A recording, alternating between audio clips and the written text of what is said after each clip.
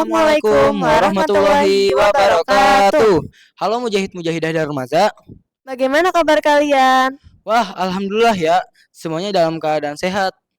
Teman-teman, di kesempatan kali ini kami dalam program SMPT Darul Maza yaitu Ignite Ignite Your your Potential. potential. Nah, di sini kita bakal ngobrol-ngobrol santai dengan narasumber yaitu Karain dan Kazam. Sebelum itu, sebelum mulai pertanyaan, kepada Ananda Rain dan Ananda Azam, eh, dipersilakan untuk perkenalan dulu.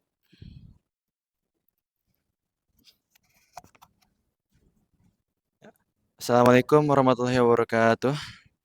Halo teman-teman semua, perkenalkan nama saya Ananda Rensya Putra. Saya lahir di Jakarta pada tanggal 18 Februari 2010. Saat ini saya berada di kelas 9 Alfat di SMPT Darul Maza, dan hobi saya yaitu meroja hafalan, baca artikel, baca buku, baca novel, dan main video game. Bismillahirrahmanirrahim. Sebelumnya, halo teman-teman semua. Perkenalkan, nama saya Khairul Azam. Saya lahir pada tanggal 12 Mei di Jakarta pada tahun 2009. Hobi saya adalah merojaah, membaca buku, dan menulis, dan juga bermain bola.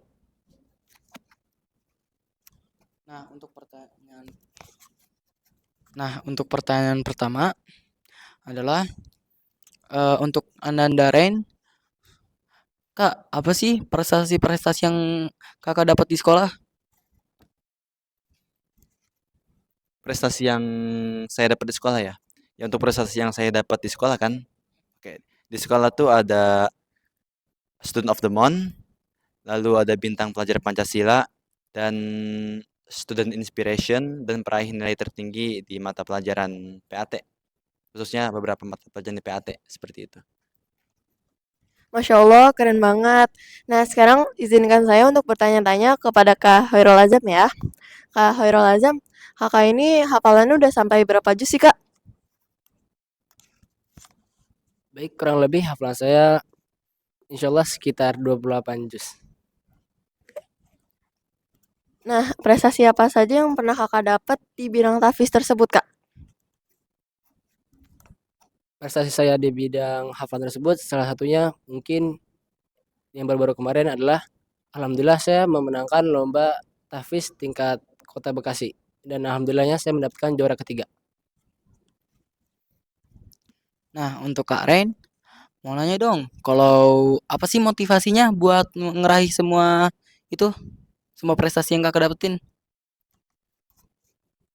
Ya, untuk motivasi sih ada dua sumber motivasi. Yang pertama ya motivasi dari sendiri pastinya, yaitu kalau motivasi untuk diri sendiri ya saya yakin aja begitu, yakinin bahwasanya apa yang saya capai, apapun yang saya lakukan saat ini itu akan berdampak kepada diri saya. Jadi kalau saya seandainya berbuat baik pada hari ini, maka buahnya akan saya petik di masa yang akan datang, seperti itu. Lalu motivasi dari orang tua ya. Kadang saya juga melihat orang tua saya tuh yang senantiasa bekerja keras untuk diri saya, demi nggak cuma saya aja, demi saya dan juga saudara-saudara saya gitu, demi bisa sekolah, mendapatkan pendidikan yang layak. Maka juga sudah seharusnya saya menuruti keinginan mereka gitu. Agar apa sih namanya? Anak-anaknya bisa menjadi anak-anak yang sukses di masa depan, seperti itu. Terima kasih untuk Kak Rain. Nah, untuk Kak Azam, aku izin nanya ya, Kak. Kan Kakak udah punya hafalan itu 28 juz ya, afwan kalau salah. Nah, di situ gimana caranya Kakak buat menghafalnya tetap semangat, tetap istiqomah, walaupun itu sekarang banyak banget remaja yang lebih milih buat pegang HP dibanding megang Al-Quran. Dan apa motivasi Kakak buat tetap bertahan megang Al-Quran agar tetap menjadi hafiz Quran? Baik, untuk masa yang sekarang ini yang perkembangan teknologi semakin tinggi, tentunya saya seperti mengalihkan dari yang tadinya membaca Al-Quran lewat Al-Quran, tapi bisa digantikan melalui HP, itu dengan aplikasi-aplikasi di internet.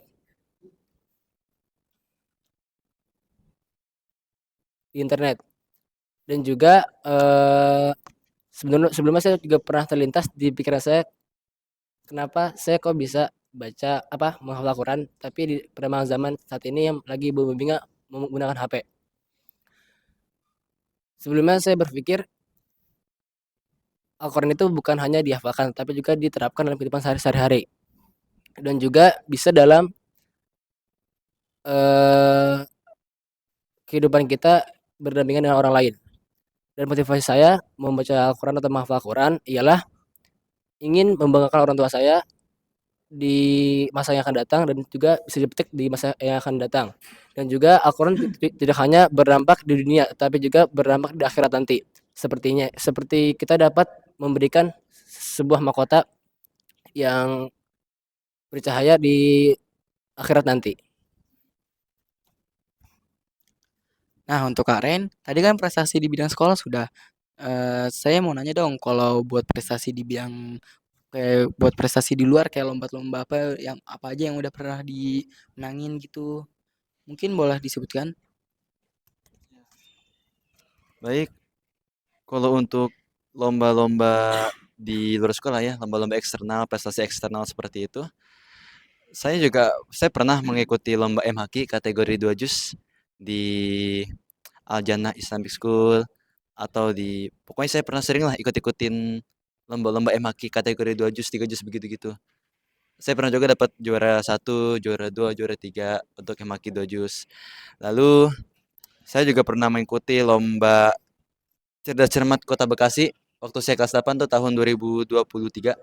Saya yang ikut lomba Cerdas Cermat Kota Bekasi yang diselenggarakan oleh MGMP.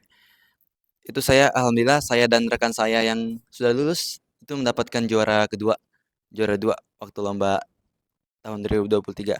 Lalu saya ikut lomba lagi, lomba PAI juga, lomba tingkat Kota Bekasi yang diselenggarakan MGMP tahun 2024 dan alhamdulillah saya mendapatkan juara 1 bersama teman saya juga, 2 orang, dan saya berhasil melaju ke tingkat provinsi.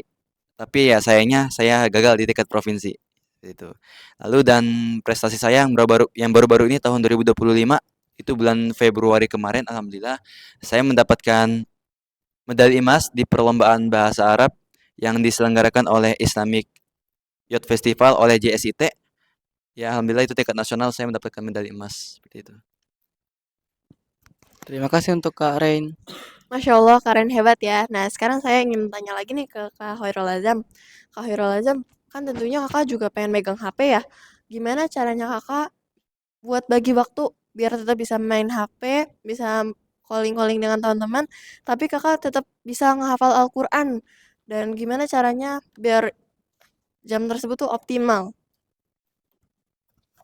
Ya tentu saja dengan salah satunya dari kita sendiri menumbuhkan niat yang lebih kuat untuk kita akan melakukan apa dan akan kita petik di masa depannya untuk apa. Dan seperti membuat jadwal untuk schedule kita sendiri, seperti jadwal harian. Seperti kayak bangun pagi kita harus ngapain dan sampai tidur kembali. Dan juga alhamdulillah saya sejauh ini masih bisa mengatur hidup saya menghafal Al-Quran dan juga menggunakan handphone yang di zaman sekarang ini. Dan juga saya menghafal tentu saja di waktu luang, tapi bukan hanya menurut Al-Quran saja, tapi bisa melewati HP dengan menggunakan aplikasi-aplikasi yang tersedia di HP tersebut dan juga alhamdulillah saya mempunyai Al-Quran yang itu terkoneksi dengan HP. Jadi kita bisa terus membaca Al-Quran walaupun tidak memegang Al-Quran di suatu tempat waktu kita sibuk.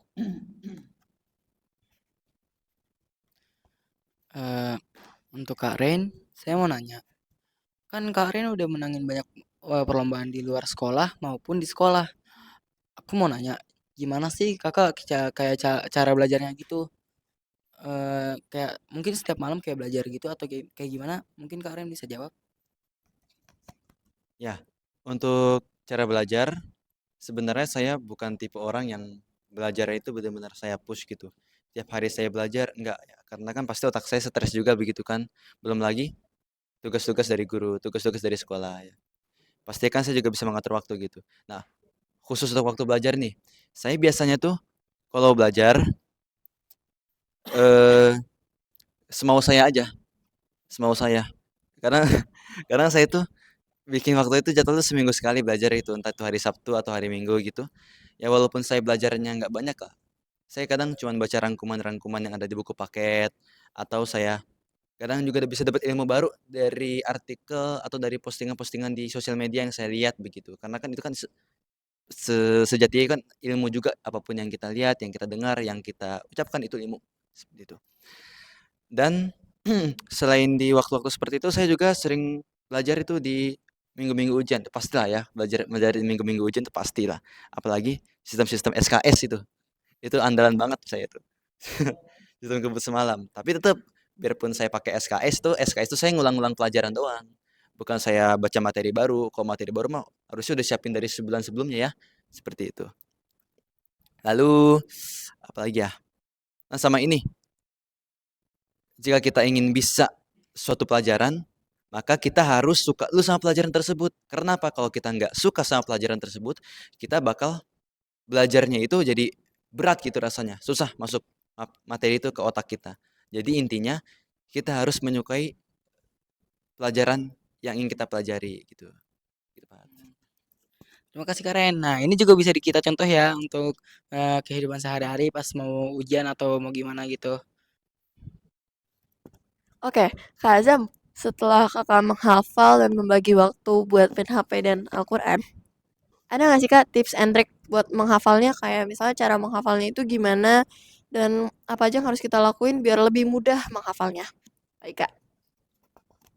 Baik, tips and trick dari saya dengan cara menghafal dengan metode saya, salah satunya kita harus mempunyai niat, kemauan untuk menghafal Quran. Jangan semata-mata kita diperintahkan atau diminta oleh siapapun itu untuk menghafal Quran.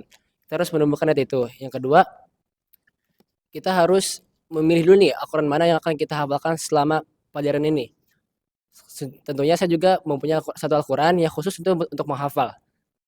Jadi di akun itu ada kayak kolom-kolom gitu untuk menghafal. Contohnya satu ayat kita kita tidak harus menghafal, tapi bisa dengan membacanya itu bisa langsung menghafal di pikiran kita. Dan jika ingin lebih menempel di pikiran kita, di akun itu pasti ada yang kata yang untuk hafalan 40 kali dibaca itu diulang-ulang terus pasti akan teringat di pikiran kita. Dan juga menghafal itu bukan hanya dibaca tapi juga diterapkan dalam kehidupan kita sehari-hari dan juga kita harus memaknai setiap ayat dan ucapan yang kita hafal di akun itu. Nah, cara tersebut bisa dilakukan nih di teman-teman sekalian. Kak, kalau yang apa yang harus kita lakukan agar lebih mudahnya itu gimana Kak? Agar lebih mudah menghafal Quran itu kita harus lebih seperti mengatur waktu luang kita menghafal Quran dan juga bisa membaginya dengan belajar akademik juga. Jadi kita tidak hanya fokus terhadap Al-Quran, tapi juga kita harus mempelajari kehidupan di masa yang akan datang seperti akademik dan juga kehidupan selanjutnya. Baik, terima kasih Kak atas tipsnya. Nah, untuk Karen, kakak kan udah menangin banyak perlombaan, serta kakak udah mencapai banyak prestasi banget nih.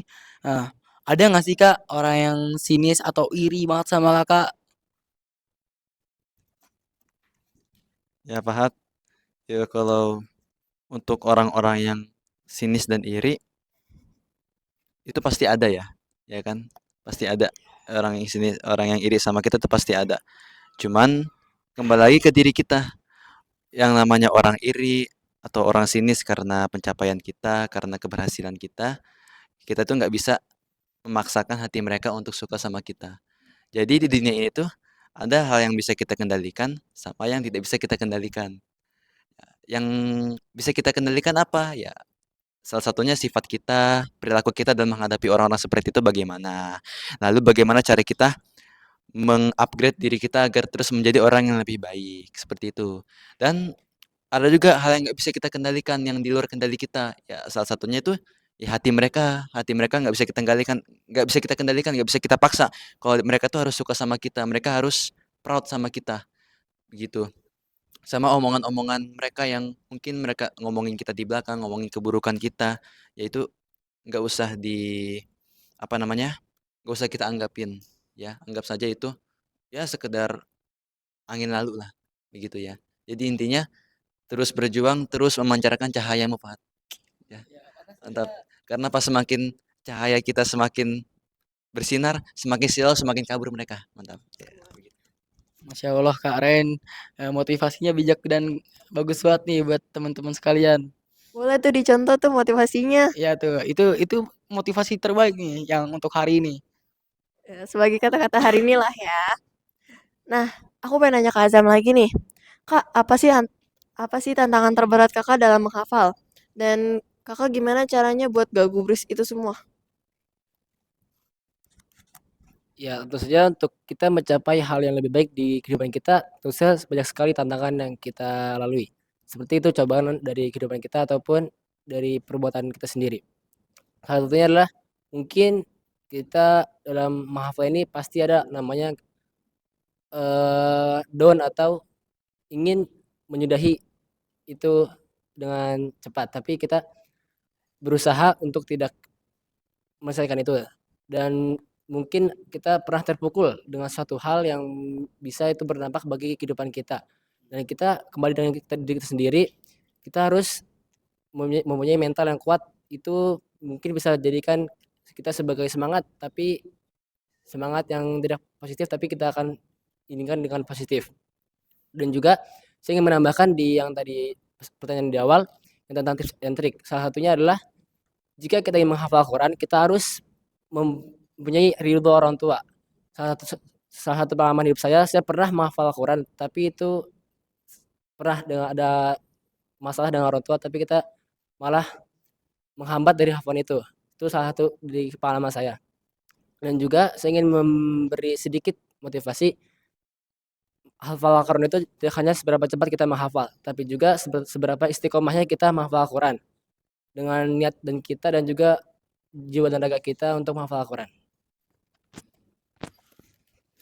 Baik, terima kasih Kak. Tadi tutornya juga ditambahin tuh ya di akhirnya. Keren banget. Berarti Kakak tetap istiqomah, Masya Allah. Nah, untuk sebelum closing statement, aku masih punya pertanyaan nih buat Kak Ren sama Kak Azam. Jadi langsung juga, ada nggak sih kayak pencapaian yang masih belum dicapai, tapi masih pengen banget mencapai pencapaian itu? Eee, Kalau mau mencapainya, pencapaian apa dan kapan? Kan Kakak sekarang udah kelas 9 dan sebentar lagi mau lulus, mungkin di SMA atau mau gimana? Pencapaian ya yang saat ini belum aku capai. Yang ada baik sih sebenarnya pencapaian yang belum aku capai. Yang pertama itu bisa membahagiakan orang tua sebahagia-bahagianya. Karena ya walaupun aku udah baik prestasinya gitu, walaupun mereka senyum, kadang aku masih kurang gitu. Mereka nih belum cukup bahagia dengan prestasiku aja. Lalu yang kedua, bisa apa ya? Bisa menjadi orang yang bermanfaat lah. Walaupun kadang aku suka membantu teman-temanku di kelas gitu. Ya walaupun hanya sekedar minjemin pensil, alat tulis gitu. Tapi itu bagiku masih masih belum cukup gitu. Aku masih membutuhkan sesuatu yang lebih besar lagi untuk bisa memberikan manfaat untuk orang lain. Dan yang ketiga, aku ingin membahagiakan diriku sendiri. Sebahagia-bahagianya. Saat dewasa nanti aku ingin menjadi orang yang seseorang yang aku impikan, jadi seseorang yang aku dambakan, bisa membahagiakan diri sendiri, bisa pergi ke luar negeri, apapun itulah intinya. Pokoknya aku bisa membahagiakan diriku sendiri. Dan yang terakhir, menaklukkan hatinya dia.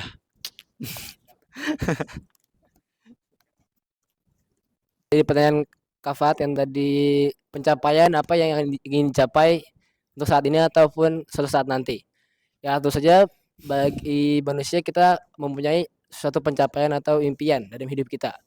Salah satunya dalam hidup saya yang ingin saya sampaikan, salah satu yang pertama adalah membahagiakan orang tua ataupun membalas jasanya, walaupun kita sebagai manusia tidak bisa, sebagai anak tidak bisa membalas budi orang tua. Contohnya kepada ibu tidak bisa, tapi saya ingin membanggakan atau membahagiakan orang tua dengan ingin mempergikan orang tua saya seperti pergi haji ataupun umroh. Dan juga yang kedua, saya ingin mencapai impian atau pencapaian dalam hidup saya yang tertinggi atau untuk diri saya sendiri. Dan yang ketiga, saya ingin menjadi yang berguna ataupun bermanfaat bagi sekeliling saya yang berada di sekitar saya ataupun bermanfaat bagi orang lain. Kak, terima kasih ya tadi atas jawaban-jawabannya, insya Allah bermanfaat. Nah, untuk Kakak sendiri, berarti Kakak harus lebih semangat lagi nanti pas SMA agar bisa mencapai semua impian Kakak yang tadi telah Kakak sebutkan. Insya Allah, Allah bakal kabulin kok Kak, asal ada semangat dalam diri Kakak. Nah Kak, ada nggak sih Kak kata-kata hari ini buat teman-teman biar makin semangat? Dari kalian berdua nggak apa-apa? Kata-kata hari ini.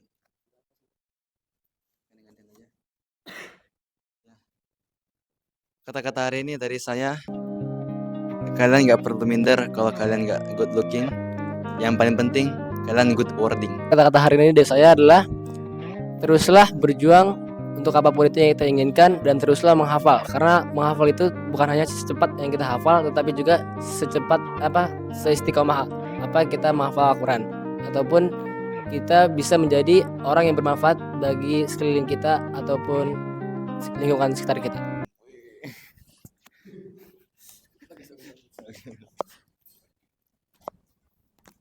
Bagus banget ya kata-kata dari Kak Ren sama Kak Azam. Itu kata-kata dari Kak Azam juga cukup memotivasi orang-orang yang ada di sini. Teman-teman, di setiap pertemuan pasti ada perpisahan. Maka dari itu, izinkan kami untuk menyelesaikan podcast kali ini. Terima kasih kepada Kak Raing dan juga Kak Azam yang telah mau meluangkan waktunya untuk memberikan motivasi juga kepada kita. Terima kasih juga terhadap Mujahidah Darul Maza yang telah mendengarkan podcast ini sampai selesai. Sekian dari kami. Wassalamualaikum warahmatullahi wabarakatuh. Jangan lupa nantikan video kami selanjutnya ya.